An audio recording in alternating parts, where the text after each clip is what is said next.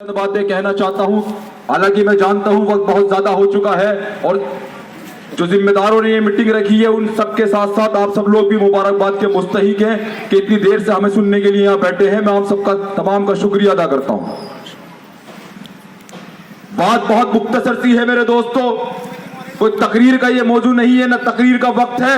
तकरीर इंशाअल्लाह 13 तारीख को नौचंदी मैदान में होगी, लेकिन आपकी जिम्मेदारी ये बनती है कि 13 तारीख को आपके अंदर 313 वाला जज्बा होना चाहिए। माशाअल्लाह 313 वाला जज्बा अगर आपके अंदर होगा तो आप कहेंगे, हिंदुस्तान की आवाम से ये बताएंगे कि मुसलमान आज भी बेदार है, मुसलमान अपना हक लेना जानता है, मुसलमान लेना जानता है, मुसलमान अपने हक को छीनना भी जानता है। मुसलमान जो हमारे हक को दरवाजों के पीछे बंद कर रखा गया है, हम उन दरवाजों को ठोकरों से खोलना जानते हैं। ये आपकी तादाद तय करेगी 13 तारीख को नौचंदी मैदान के अंदर, क्योंकि आपके कायद, हम सबके कायद नकीब मिल्लत बैरिस्टर असदुद्दीन ओवैसी, जिन्होंने हिंदुस्तान की आवाम के अंदर, हम जैसे नौजवानों के अंदर एक जज्बा पैदा किया है, एक सियासत से हम लोगों को रूबरू किया है। उन्होंने बताया कि जब जब जुल्म हो तो आवाज दो, एक हो जाओ, लब खोलो, डरने की जरूरत नहीं है। हिंदुस्तान का संविधान जितना तमाम हिंदुस्तानियों का है उतना ही 25 करोड़ मुसलमानों का भी है।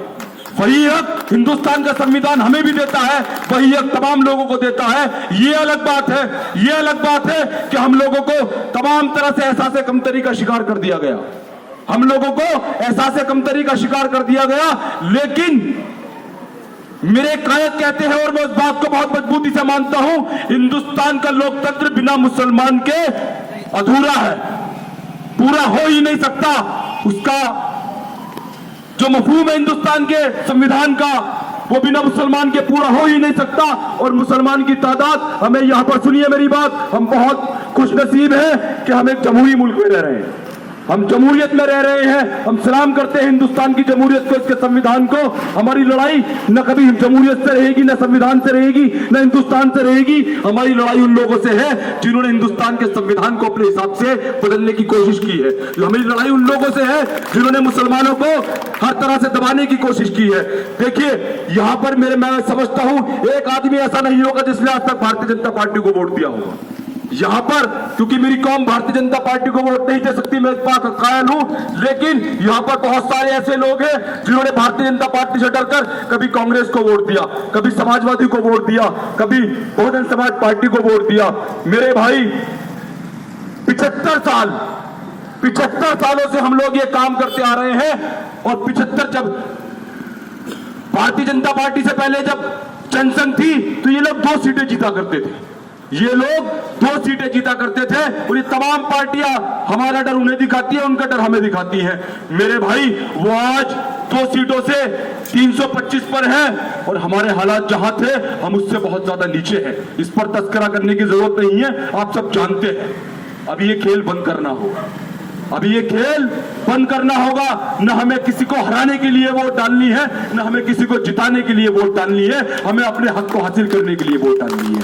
और ये जज्बा हमारे अंदर अगर पैदा किया है तो यही मेरा कायद नकीब मिल्लत बैरिस्टर असदुद्दीन ओवैसी है, जिसने हमें यह बताया कि हिंदुस्तान के अंदर छोटी बड़ी परेशानी का हल सियासी ताकत है, हर छोटी बड़ी परेशानी का हल सियासी ताकत है। सही कहा अभी नौशाद साहब ने, अगर आप सियासत में होंगे तो आपकी सड़कें बन जाएंगी, अगर आप सियासत में होंगे तो आपके रोड बन जाएंगे, आप सियासत में होंगे तो आपके बच्चों के लिए स्कूल मिलेगा। मेरे भाइयों, हिंदुस्तान के संविधान के अंदर, इस लोकतंत्र के अंदर इससे कहीं ज्यादा हमारे लिए होना चाहिए। क्या हम सिर्फ सड़कों के लिए वोट देंगे? क्या हम नालियों के लिए वोट देंगे? क्या हम पकड़ लो मोबाइल, छोटी छोटी बातों को लेकर वोट देंगे? नहीं मेरे भाई, हमें अपने वजूद की लड़ाई लड़नी है। हिंदुस्तान के अंदर ये वक्त आ चुका है, हमें अपने वजूद की लड़ाई लड़नी है। तमाम तरह से हर पार्टी हमें दबाना चाहती है, हमें नहीं पता कौन रोड बनाएगा। जो पार्टी आएगी वो हिंदुस्तान के संविधान पर काम करेगी, हिंदुस्तान के संविधान पर शपथ लेगी। तो अगर शास्त्री नगर का रोड बनेगा तो समर गार्डन का भी बनेगा। मेरे दोस्तों, हमें जरूरत इस बात की है, हमें जरूरत इस बात की है कि हम एक प्लेटफॉर्म पर मुत्तहिद हो। हालांकि इसमें भी 2 राय हैं, लोग कहते हैं कि हिंदुस्तान का मुसलमान या उत्तर प्रदेश का मुसलमान एक प्लेटफॉर्म पे नहीं है, लेकिन मैं कहता हूं कि मुसलमान एक प्लेटफॉर्म पे तो है, मुसलमान एक प्लेटफॉर्म पे है, लेकिन गलती यह है कि गलत प्लेटफॉर्म पर है। ट्रेन 4 नंबर पर आनी है, हम इकट्ठे होकर 2 नंबर पर खड़े हैं। क्या पहुंच जाएंगे मंजिल पर? क्या पहुंच जाएंगे मंजिल पर? सही कहा अभी मुफ्ती साहब ने, असद जमाली साहब ने, मौलाना ने, कि हमने वोट दिया अखिलेश यादव के सपनों को साकार करो। हम वोट देंगे, मायावती के सपनों को साकार करो, हम वोट देंगे। सोनिया गांधी के सपनों को साकार करो, हम वोट देंगे। अरे मेरे भाई, इस मुसलमान के सपनों को साकार करने के लिए कौन वोट देगा?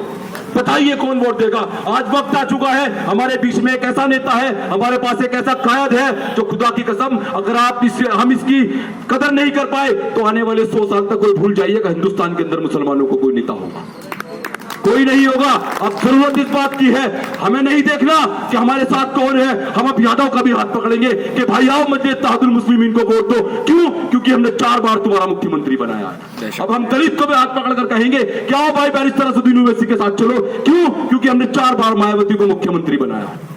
हम तमाम लोगों को से कहेंगे अब जरूरत आप लोगों की है, क्योंकि आप लोग अपनी उम्मीदों पर, हमारी उम्मीदों पर खरा उतर नहीं पड़ पाए, अब मौका हमें दीजिए। हम बताएंगे हिंदुस्तान के अंदर कैसे राज चलता है, कैसे संविधान का राज चलता है। क्योंकि हजरत अली और हजरत उमर का जो नजीर है वो सिर्फ और सिर्फ मुसलमानों के पास है। हुकूमत करने के अगर नजीर किसी के पास है तो हजरत अली और हजरत उमर के तरीके को कोई जानता है तो मुसलमान जानता है, कोई नहीं जानता। मेरे नौजवानों, हम जानते हैं मुल्क के अंदर हुकूमत कैसे की जाती है। 850 साल इस मुल्क पर हमने हुकूमत की है, हमारी हुक्मरानी थी 850 साल तक। हम जानते हैं यहाँ पर कैसे हुकूमत की जा सकती है। तुम्हारी जरूरत नहीं है, अब तुम हमारे साथ आओ। तो मेरे भाई, मैं अपनी बात को छोटी करना चाह रहा हूं और मैं कहना चाह रहा हूं कि अगर एक कायद आपके लिए, आपके बच्चों के मुस्तकबिल के लिए दिन रात भागा फिर रहा है, कभी वो मेरा कायद कभी बिहार जाता है, कभी बंगाल जाता है, कभी उत्तर प्रदेश जाता है, कभी कर्नाटक जाता है, कभी महाराष्ट्र जाता है, तो मेरे भाई, तो आपकी भी जिम्मेदारी बन जाती है उस कायद का हाथ पकड़कर ये कहने की कि बैरिस्टर असदुद्दीन ओवैसी साहब आप अकेले नहीं है, हिंदुस्तान का ये 25 करोड़ मुसलमान आपके पीछे, माशाअल्लाह आपके पीछे है। और उसकी मिसाल आपको देनी पड़ेगी 13 तारीख को नौचंदी मैदान के अंदर। इंशाअल्लाह 13 तारीख को हम लोग यहाँ पर तकरीर करने नहीं आए मेरे दोस्तों, मेरे बुजुर्ग जो सुन रहे हैं, हमें आप लोगों का हाथ अपने सर पर चाहिए। हम आप लोगों को दावत देने आए हैं कि आइए नौचंदी मैदान में, सुनिए हमारा कायद क्या कहता है, सुनिए हमारे कायद के विचारों को, और ये बताइए कि हिंदुस्तान का मुसलमान अब सियासी तौर पर मुत्तहिद है और बैरिस्टर असदुद्दीन ओवैसी के साथ चलेगा। तो मेरे भाई आएंगे ना 13 तारीख को? इंशाअल्लाह। वो 313 वाला 13 तारीख को जज्बा दिखेगा या नहीं? इंशाअल्लाह दिखेगा। इंशाअल्लाह ताला। मैं शेर के साथ अपनी बात खत्म कर रहा हूं, तकरीरों का मौका बहुत आएगा, आगे वक्त बहुत है। एक शेर के साथ अपनी बात खत्म कर रहा हूं। मुसलसल कुछ ना कुछ खोते रहेंगे, मुसलसल कुछ ना कुछ खोते रहेंगे जब तक हम मुंतशिर होते रहेंगे। सुनिएगा मेरी बात को, मुसलसल कुछ ना कुछ खोते रहेंगे जब तक हम मुंतशिर होते रहेंगे। मिटा दो जुल्म हर जालिम का, वरना ये कांधे लाश ईड होते रहेंगे। आखिर दावा अल्हम्दुलिल्लाह रब्बिल आलमीन। अस्सलाम वालेकुम।